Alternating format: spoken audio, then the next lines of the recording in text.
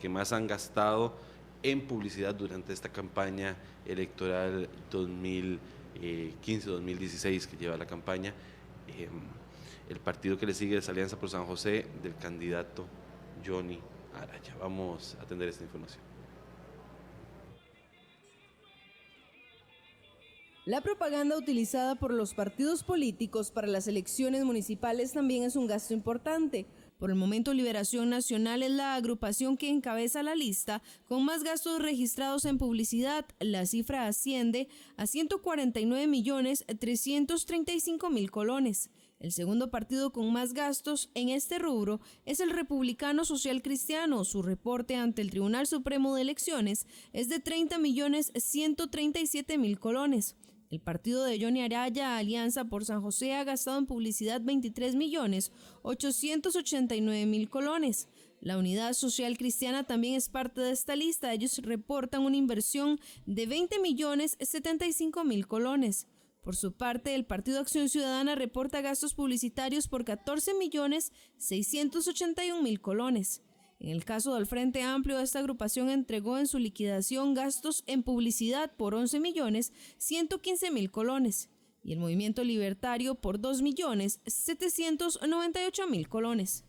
Llevamos a cabo un monitoreo digital en radio y en televisión y además estamos desarrollando, ya llevamos 75 cantones recorridos, un monitoreo de vallas en los diferentes rincones del país.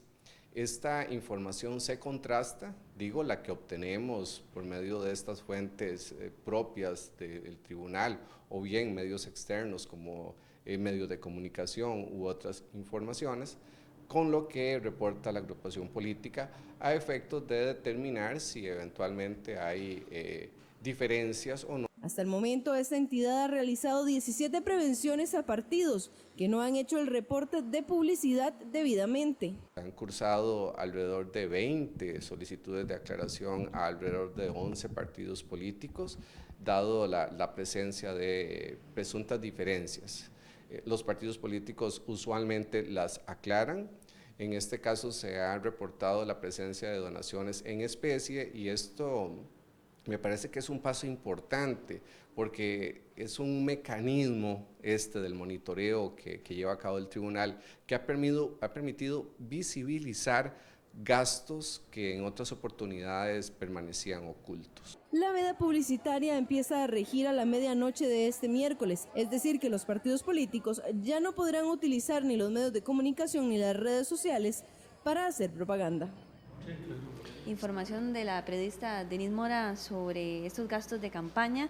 Se encuentra con nosotros Gina Cibaja, analista política, y Carlos Sandoval, experto en comunicación, precisamente para hablar sobre este tema. Desde ayer, precisamente, se cerró el tiempo para campañas publicitarias, ya hay veda electoral, y pues obviamente hemos tratado el tema acá en RTN Revista. Sigue siendo la publicidad uno de los principales medios, don Carlos y doña Gina, o un elemento principal previo a una elección, sea municipal o nacional, y sigue siendo un negocio para los partidos políticos, que pueden acceder a los recursos estatales. Y para los medios de comunicación. Para los medios de comunicación, por supuesto. Buenos días. Buenos días, muchas gracias por la invitación. Siempre es un gusto hablar de estos temas en materia electoral. Evidentemente la publicidad sigue siendo el medio más importante o el mecanismo para llegar a la ciudadanía cuando estamos hablando en sociedades masivas, y dentro de la publicidad audiovisual, porque es la que captura con mayor facilidad grandes audiencias. Lo que pasa es que en esta elección en particular, la publicidad, habría que decir que no solamente existe publicidad en audiovisual a través de la televisión, ¿verdad? Hay volantes, hay perifoneo, hay un montón de mecanismos que se utilizan para dar a conocer una propuesta o un candidato o una candidata. Traseras de bus. Exactamente, esas vallas, etcétera. Pancartas. Pero también hay que decir que para esta elección en particular, la publicidad, hay algunas agrupaciones políticas que han usado la publicidad tradicional en televisión como el mecanismo por excelencia, pero esta elección tiene particularidades muy importantes que son locales. Hay candidatos y candidatas en cada uno de los cantones de diferentes partidos. Entonces, la publicidad más masiva, la publicidad televisiva obliga a mensajes más generales, más amplios, y como hay una diversidad de candidatos por partido y candidatas, obviamente esta publicidad como que riñe con esta especificación de particularidades de cada cantón. Entonces, digamos que los partidos políticos han tenido que jugar con eso y con los recursos que esto implica, ¿verdad? De sacar publicidad en la televisión, que no todo lo tienen. Y un repensar los mensajes y los discursos, Carlos, porque bien lo decía Gina, ¿verdad? Darle un mensaje a través de un medio de comunicación donde donde pautar un anuncio de 30 segundos te cuesta millones de colones, hace que tengas que repensar el discurso. Sí, desde bueno, primero, buenos días, Julieta, y Randall y Gina, y las amigas y amigos que nos escuchan y nos ven en el noticiero. Yo diría que efectivamente es un riesgo, ¿verdad? Por una parte es una posibilidad de estar en la televisión para elecciones de alcaldes, por otra parte es un riesgo en el sentido que apunta Gina de que es un mensaje muy generalista en unas elecciones locales. ¿Cuánto podría calar, cuánto no? ¿Cuánto pesan más las dinámicas locales y cantonales, ¿verdad? ¿Cuán conocidos o no son los candidatos? ¿Cuánto desgaste o no han tenido, ¿verdad?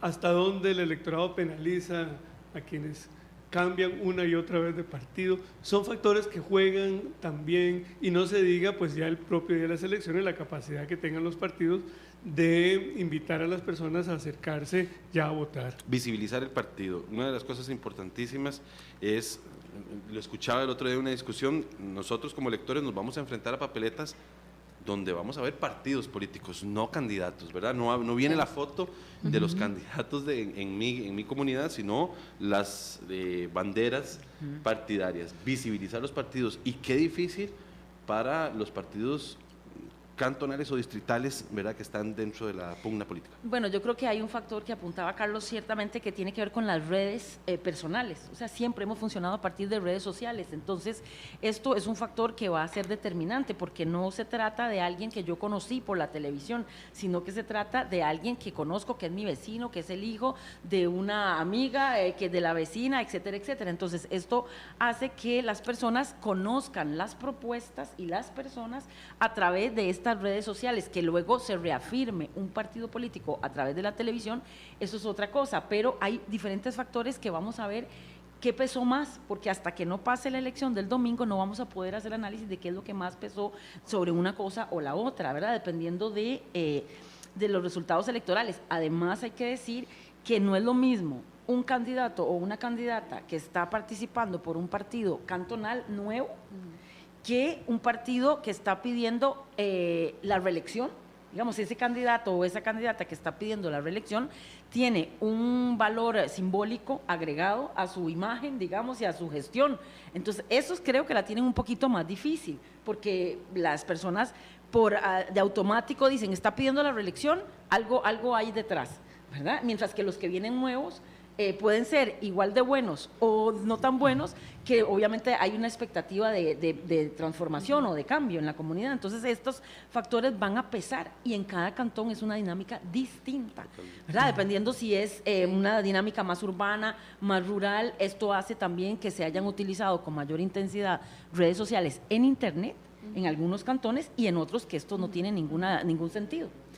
Influye, está comprobado que influye la publicidad audiovisual, como lo mencionaba doña Gina, en esa decisión de voto, por si no se conoce el partido o el aspirante, don Carlos. Yo diría que sí, y da la sensación que los partidos tradicionales le están apostando a algo así como la lealtad partidaria, ¿verdad? Independientemente cuál va a ser el candidato, tenemos que votar por tal color o por el otro, porque digamos, hay una apelación a que se es en primer lugar de tal partido, indistintamente del cantón donde uno resida o una resida. La pregunta es, ¿cuánta capacidad persuasiva tiene eso, verdad? O si por el contrario, como decíamos ahora, pesa más el protagonismo y el liderazgo local que tengan las personas que se presentan en las elecciones, ¿verdad? Es difícil saberlo y es difícil además generalizar para todos los casos porque hay dinámicas muy diversas. De manera que efectivamente para el domingo hay interrogantes. Yo pienso que también hay un factor que puede pesar mucho y es la proporción de personas que voten. Posiblemente el mecanismo de la lealtad partidaria va a favorecer más en aquellos cantones donde menos se vota, porque digamos el electorado más fiel suma algo así como un voto inercial allí que no van a tener los candidatos o las candidatas de menor trayectoria, ¿verdad? Cuanto más votantes se acerquen, más difícil va a ser que la lealtad partidaria tenga un peso más consolidado en el resultado. Y eso que está diciendo don Carlos es bastante interesante. Leí ayer la edición de esta semana del Semanario Universidad que hablaba específicamente sobre el Partido Liberación Nacional y cómo muchos de sus actuales alcaldes han migrado a partidos políticos específicos, hasta creados específicamente para tratar de reelegirse fuera de la estructura partidaria de Liberación Nacional. Los dos casos más trascendentales, por supuesto, aquí en la capital, don Johnny Araya, ¿verdad?, que crea todo un partido en alianza con actores políticos vinculados a las iglesias de corte cristiano evangélico, y el caso de el alcalde Matis en Limón, ¿verdad?, que también no logra ser postulado por el Partido de Liberación Nacional, se sale del mismo y crea su propio partido para tratar de reelegirse en alcaldía. Vinculado a eso que está diciendo don Carlos, es sumamente interesante ver cómo se comportará el electorado con ellos específicamente. Con ellos, y también hay casos en donde hay personas que formaban parte de la municipalidad o que tenían aspiraciones de llegar ya no solamente como alcalde o alcaldesa, sino como regidores, etcétera, etcétera, que formaban parte de un partido tradicional o no, y que como no lograron pasar por las asambleas respectivas para ser nombrados como parte de la papeleta, entonces se pasan a otro partido político. Eso también le ha pasado mucho a Liberación Nacional, que esto les da de alguna manera le mueve un poco al electorado, que el electorado menos informado, porque si el electorado no sabe que saliste de las filas de ese partido y está en uno nuevo que se presenta con una cara fresca y demás, pues obviamente esto es una ventaja simbólica en términos de mensaje, de construcción de mensaje y presentar la candidatura. Esto también le ha pasado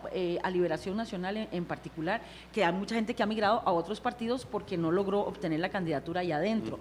Eso es una cosa. Y la otra, bueno, en el caso de estas dos figuras que acabas de mencionar, y en específico a don Johnny Araya, yo creo que él tiene ya una imagen construida indistintamente del partido, y el electorado se ha probado que las personas no son tan ingenuas como uno podría pensar, ¿verdad? Que ya don Johnny tiene una imagen establecida indistintamente del partido político al cual se adhiera. Entonces me parece que esto podría ser positivo o negativo, depende de lo que tenga construido como imagen, ¿verdad?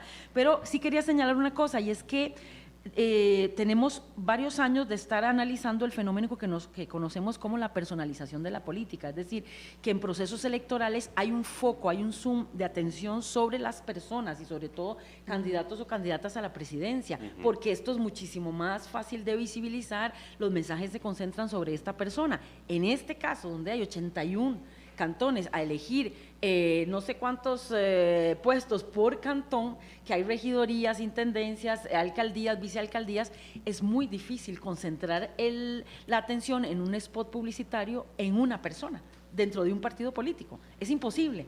Entonces creo que por eso los partidos han apostado a generar mensajes más amplios que logren visibilizar de a poquitos candidatos y candidatas a la alcaldía, solo candidatos y candidatas a la alcaldía. Los demás quedan totalmente invisibilizados, ¿verdad? Con el agravante o con la ventaja, depende cómo se mire, de que en las papeletas vienen efectivamente los colores del partido político y no las personas, las fotos. Me salgo un poquito del tema. ¿Cómo creen que precisamente podría distribuirse esas alcaldías?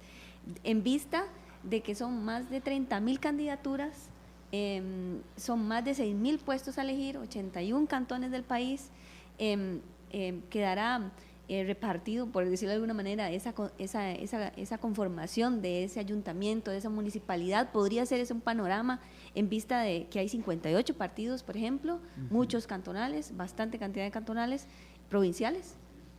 ¿Carlos? Bueno, lo que ocurre el domingo será una buena evidencia de hasta qué punto hay un cambio político en Costa Rica de largo alcance en términos de que se podría o no confirmar los resultados de las elecciones presidenciales, en el sentido de que los partidos tradicionales no tuvieron posibilidad de llegar a la presidencia, y uno podría interrogarse si esas 81 alcaldías van a quedar mayormente en manos de personas que fueron electas por los partidos tradicionales o no. Eso es interesante, ¿verdad? Porque muestra a un nivel más local si efectivamente estamos al frente de un cambio y de un escenario más multipartidista, o si más bien los partidos que tienen más institucionalidad van a tener capacidad de tener presencia a nivel local, con las implicaciones que puede tener para las elecciones presidenciales venideras, ¿verdad? Ahí hay una... A mí me parece que es difícil concluir en uno o en otro sentido, ¿verdad? Pero que es un buen parámetro para ver cuánto ha cambiado la sociedad más allá de elecciones presidenciales muy personalizadas, como decía Gina, y si más bien estamos frente a cambios en la cultura política costarricense.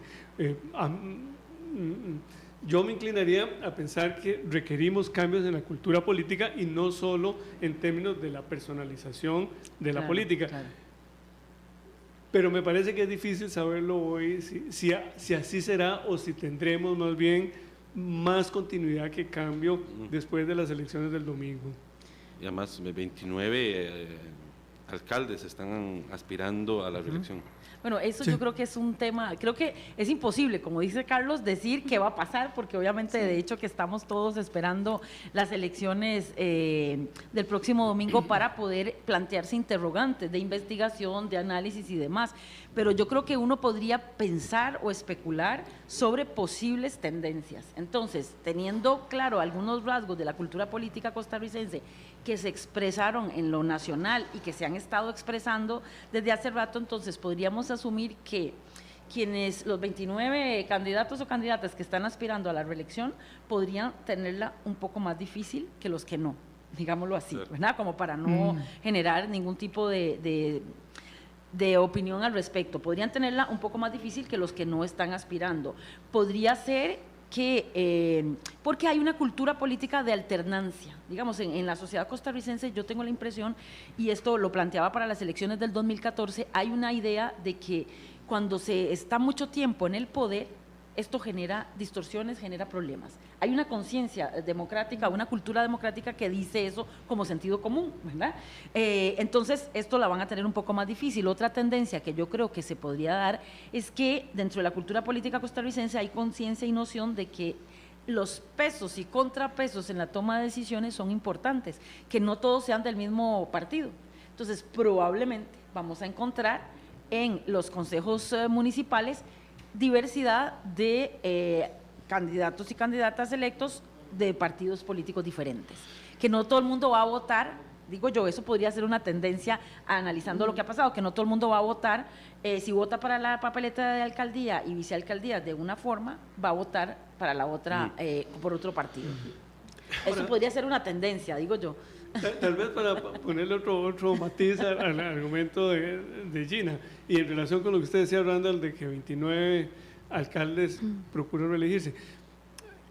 Yo tal vez matizaría un poco lo que acaba de decir Gina, en el sentido de que también frente al ideal de los pesos y los contrapesos y el cambio, hay también toda la cultura clientelar que a veces en los gobiernos locales es muy difícil de cambiar, ¿verdad? Y claro que hay alcaldes, no digo que todos sin duda, que estarán echando mano o habrán estado echando mano de este clientelismo, es decir, bueno, como se dice en los barrios, ¿verdad?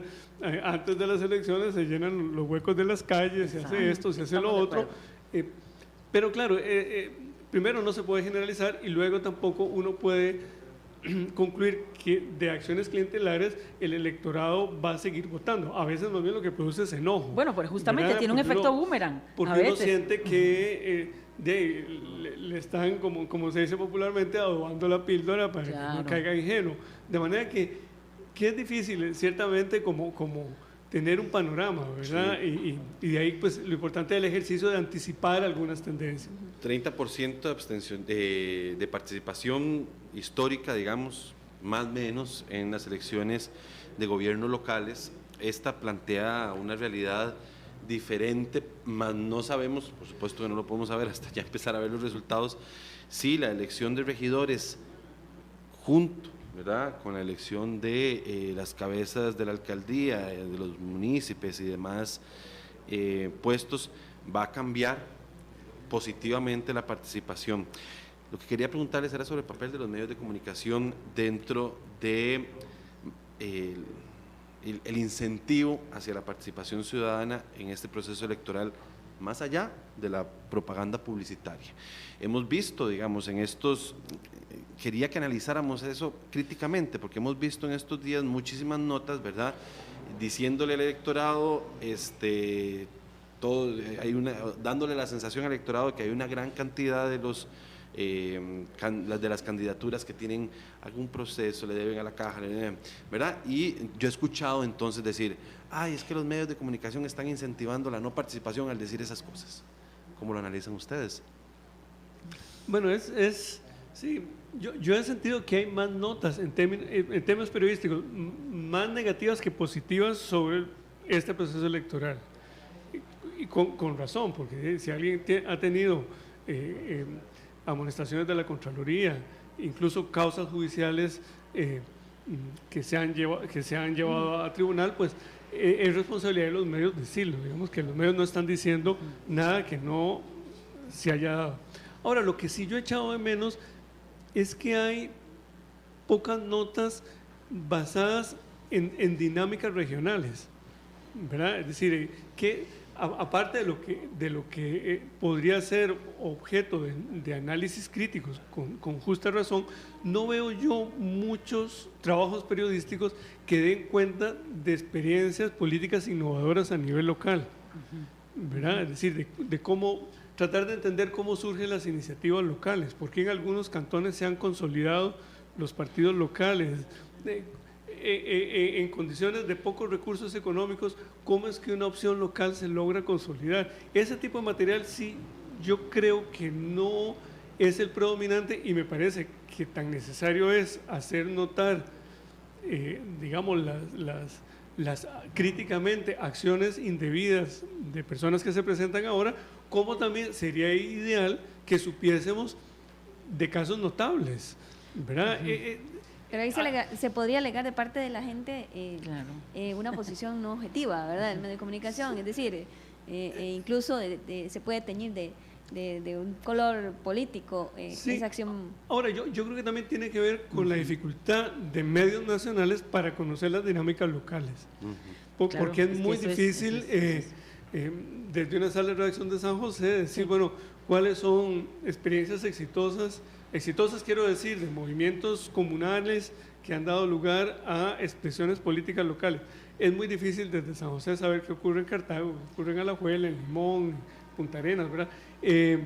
Posiblemente en los medios regionales eso uno lo puede encontrar más, sí, ¿verdad?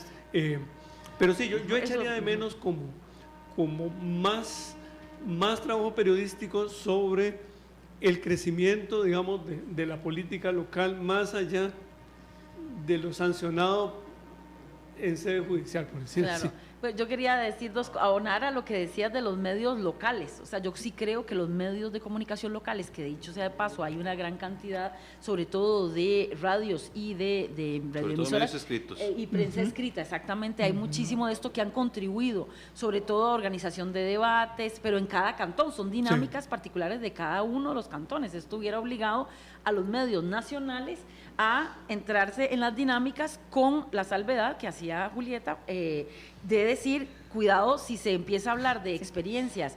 Es más fácil para los medios hablar de experiencias negativas, o sea, de información negativa para alertar al electorado, que de experiencias positivas de organización política electoral, porque obviamente el medio se vería comprometido. En todo caso, a nivel local, yo sí creo, por lo menos he estado tratando de indagar en mi cantón de cómo ha funcionado, y los medios locales, la prensa escrita local ha jugado un papel importante en visibilizar candidaturas de los que van a la alcaldía, ¿no? Las candidaturas a las alcaldías. Nada más, porque los otros ya es demasiado ¿verdad?, información como para ponerla en un periódico. Pero por el otro lado, creo que el Tribunal Supremo de Elecciones ha hecho un papel importante en el llamado a votar, en dar información sobre los diferentes partidos, candidaturas, personas, trayectorias, recorridos, condiciones de un cantón y otro, porque lo tiene en línea. Ha hecho un gran esfuerzo en ese sentido y creo que los medios se han sumado a esa gran campaña del tribunal por ser la institución, digamos, garante de todo el proceso, para no entrar en particularidades, porque además creo que los medios, igual que los analistas, igual que los mismos funcionarios que están trabajando, igual que los candidatos y candidatas de los partidos políticos, estamos todos como aprendiendo este proceso que es relativamente nuevo para nosotros, de cómo operar en elecciones cantonales donde se van a elegir 6,000 y resto de puestos, ¿verdad?, con 50 y resto de partidos políticos participando. Sí, algo, no puedo dejar de decirlo, que es que el debate público en nuestro país de democratizar el espectro radioeléctrico, para que puedan existir realmente emisoras de radio, televisoras de corte comunal, cantonal, comunitario, eso va a ser fundamental para la participación ciudadana y una mayor democratización, aunque suene redundante, del proceso democrático, ¿verdad? Porque ciertamente hay medios de comunicación privados y como lo hemos hecho nosotros en los medios estatales también, que hemos tratado de generar espacios en Radio Nacional, tratamos de generar la mayor cantidad de debates desde nuestro programa de análisis político Tribuna, que es a la 1 de la tarde, todos los días de lunes a viernes, generar debates donde participaron la gran mayoría de los candidatos. Medios privados también, hay que reconocerlo, han hecho el esfuerzo, pero esa realidad, ¿verdad?, de yo conocer desde mi comunidad, ¿verdad?, claro. Si no hay una democratización del espectro radioeléctrico, hay un límite, hay una barrera ahí realmente para poder ejercer, tener mejor acceso a la democracia como un todo. Sí, y lo otro, decir que estas elecciones locales son de enorme importancia en términos de construir una cultura política y una cultura democrática arraigada, y no solo como preocupación de grupos políticos, digamos, de mayor visibilidad. Yo creo que solo un cambio desde los niveles locales nos garantiza una transformación de la política y sobre todo reafirmar que los mecanismos democráticos son indispensables para la vida de sociedad y que la política, por decirlo así, no es una mala palabra, es indispensable para la organización de cualquier sociedad, y es a nivel local donde hay que validar y legitimar los mecanismos democráticos. Tenemos un par de comentarios que nos han hecho nuestros seguidores en las redes sociales, en Twitter específicamente. Nos dice Varo, espero que esa tendencia se rompa, porque ahora no es pesos y contrapesos, es pobre y pésimo obstruccionismo, no quebrar el voto, nos dice Varo. Y también Andrés Dinarte nos comentó en Twitter, la diferencia entre Liberación y otros partidos en cuanto a gastos en publicidad es grande. ¿Qué se puede analizar de esto? Bueno, un poco lo que hablábamos al inicio, doña Gina, de lo discriminatoria que puede ser la deuda política. Absolutamente, y que además los partidos, como saben las personas que nos están escuchando y mirando, los partidos tienen que buscar recursos para pagar su publicidad, para pagar la gente que está trabajando en campaña y demás, y después, en función de la cantidad de votos que obtengan, pueden recuperar algo de eso. Entonces es un poco arriesgado hacer una gran inversión pensando en un partido joven, que es nuevo, que es local, ¿verdad? Entonces esto implica riesgos importantes, es un patrimonio casi personal que se pone al servicio de la participación política electoral para visibilizar una propuesta o un candidato o una candidata. Entonces es muy riesgoso. Obviamente partidos como Liberación Nacional, que tiene una red, ¿verdad?, de gente que los financia, que está consolidado, pues obviamente tiene mayores posibilidades que un partido pequeño, joven, nuevo, que no tiene esas posibilidades de recursos, de acceder a los recursos antes de haber visto los resultados electorales y calcular qué tanta deuda pueden recuperar. Entonces esto es una gran desigualdad, efectivamente, pero ya tuvimos un proyecto de ley en un momento dado que buscaba transformar esto y dar acceso equitativo a los partidos políticos en campaña, acceso equitativo a los medios de comunicación, y esto no fue posible. Los mismos legisladores efectivamente lo bloquearon y no fue posible que esto se diera. Los mismos medios de comunicación comerciales obviamente se se opusieron a esto, hablando de la coacción de la libertad y demás. De hecho, que usted lo decía, Julieta, al inicio, de que esto es un gran negocio. O sea, la publicidad la deuda política, exactamente, es un gran negocio para los medios de comunicación también, porque obviamente la pauta se paga, y la pauta se paga en periodo electoral de las pautas más altas. Eso es lo que se cotiza, digámoslo así, ante el tribunal cada proceso electoral. Entonces, obviamente, equiparar esto a todos por igual significa una disminución en los ingresos por publicidad. El acceso a la información también es muy importante. Yo creo que el Tribunal Supremo de Elecciones ha hecho bien el trabajo. Por supuesto que falta muchísimo más. Digamos, en esta campaña pudimos ver, por lo menos nosotros en Canal 13, se hizo todo un trabajo para poder decirle a la gente cómo estaba la realidad de su cantón. Hay un estudio formalísimo que se realiza sobre el índice de desarrollo cantonal, ¿verdad? Que toma un montón de aristas, no solo el estado de las calles, no solo el tratamiento de la basura, sino participación ciudadana, acceso a la información. Y es muy importante que nosotros como la ciudadanía vayamos normalizando la necesidad, la exigencia del acceso a esa información para saber, ¿verdad?, cómo es que se está realizando el trabajo, si está bien hecho, qué estamos aportando nosotros, cómo podemos aportarle. Y a mí me parece fundamental ese tema del acceso a la información para la promoción de la participación ciudadana. Sí, y sobre todo, como usted decía, Randall, que hay 29 alcaldes que se quieren reelegir, ¿no? Claro. De suerte que el tema de la rendición de cuentas para decidir si una persona habría hecho méritos para reelegirse es muy importante, ¿verdad? Pensemos que es prácticamente cerca de la mitad de las alcaldías las que tienen como uno de sus candidatos a la persona que en este momento desempeña ese puesto. De suerte que el acceso a la información y tener datos para saber si la tarea ha sido bien realizada es un criterio muy importante para tomar decisiones este domingo. Y porque además es visible. Es, digamos, de los procesos que mayor posibilidad tenemos de ver y de sentir, ¿verdad?, cuáles son los resultados de una gestión o de una administración, que a nivel nacional es más difícil, uno se deja llevar por otro tipo de informaciones.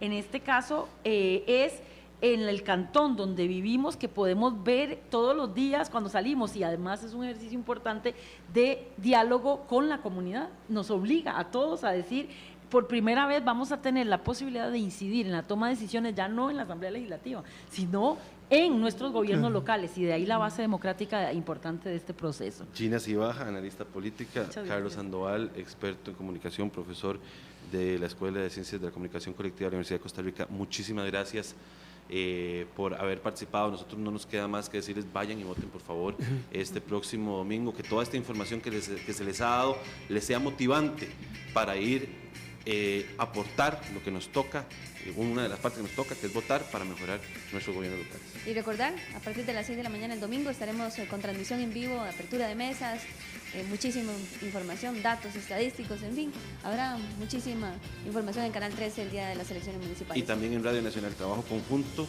transmisión en vivo en conjunto de ambos medios del sistema de servicio público de la información de nuestro país. Buenos días.